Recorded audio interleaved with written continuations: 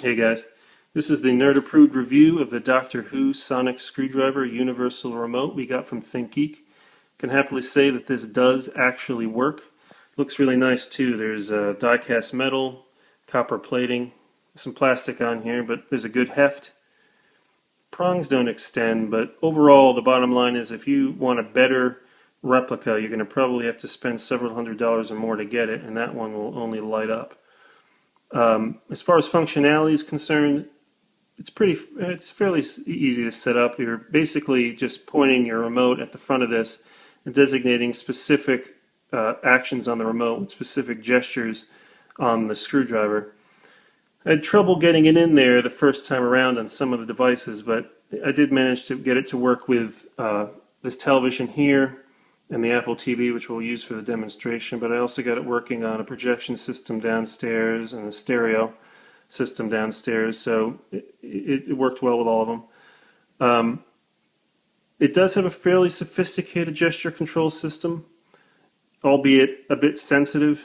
I find that rotating it left and right is harder to get to work properly, but moving it left, right, up, and down is pretty easy. All of the controls, all the cycling through functions are done with the button on the bottom. You hold that to turn it on.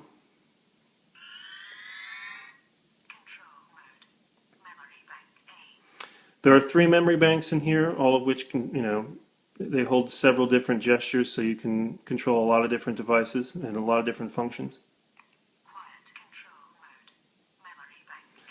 Quiet control mode, of course, it's at night. You don't want to bother anybody with the sounds. That's the mode you want to be in.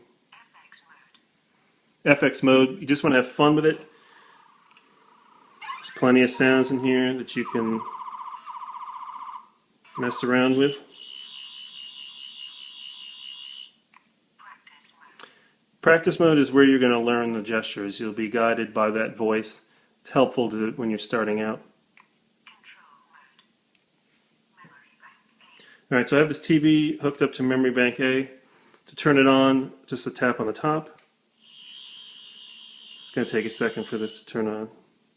As far as the Apple TV is concerned, I got hooked up with some basic gestures, left, right, up, down.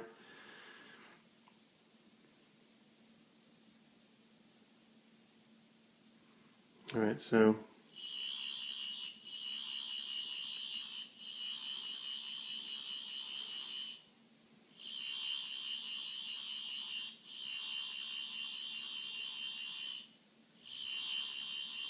okay, if I want to go into something, a right tap. If I want to back up, I have it, or back out, I have it set up to pull back. There you go. Fairly simple. The question, of course, is whether or not this is worth spending $100 on. And the answer is, if you're a Doctor Who fan, yes. This is one of those things that, regardless of how practical it is, it's something that you want to buy.